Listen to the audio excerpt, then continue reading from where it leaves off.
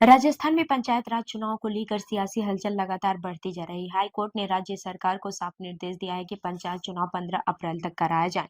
इस फैसले को सुप्रीम कोर्ट ने भी बरकरार रखा है। इसके बावजूद अभी तक चुनाव की तारीखों को लेकर कोई स्पष्ट घोषणा नहीं हुई है।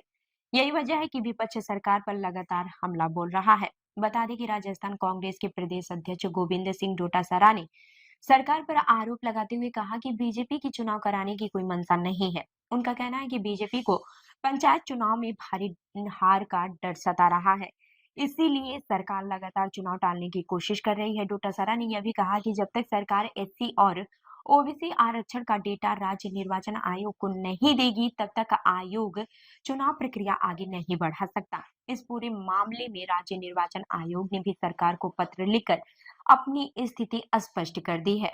आयोग ने कहा है कि अगर हाईकोर्ट के आदेश की अवमानना होती है, तो उसकी जिम्मेदारी आयोग की नहीं बल्कि राज्य सरकार की होगी। यानी अब गेंद पूरी तरह से सरकार के पाले में है। पंचायत चुनाव को लेकर सरकार के सामने कई तरह की चुनौतियां भी खड़ी हो गई हैं।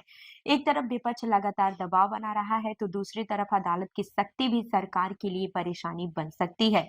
अगर समय पर चुनाव नहीं कराए गए, तो हाई कोर्ट और सुप्रीम कोर्ट की ओर से अवमानना नोटिस भी जारी होने की संभावना जताई जा रही है। इसके साथ ही राजनीतिक और सामाजिक दबाव भी लगातार बढ़ता जा रहा है। हालांकि इस पूरे विवाद के बीच राज्य निर्वाचन आयोग ने सरकार को एक विकल्प भी सुझाया है। आयोग ने कहा है कि अगर ओबीसी आरक्षण की रिपोर्ट समय पर उपलब्ध नहीं होती है, तो 2022 के सुरेश महाजन बनाम मध्य प्रदेश सरकार केस की तर्ज पर ओबीसी सीटों को फिलहाल सामान्य श्रेणी में रखकर चुनाव कराए जा सकते हैं।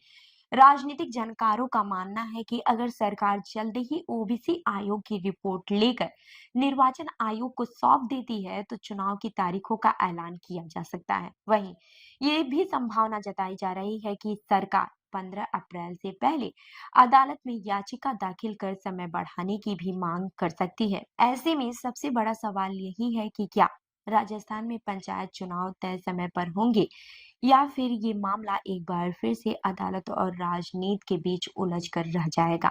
तो इस खबर पर आपकी क्या राय है, हमें कमेंट करके जरूर बताएं और ऐसे ही अन्य खबरों के लिए चैनल को लाइक करें, शेयर करें और सब्सक्राइब करना ना भूलें। मिलते हैं अगली खबर में, तब तक के लिए देखते रहिए आर्यल न्यूज। धन्यवाद।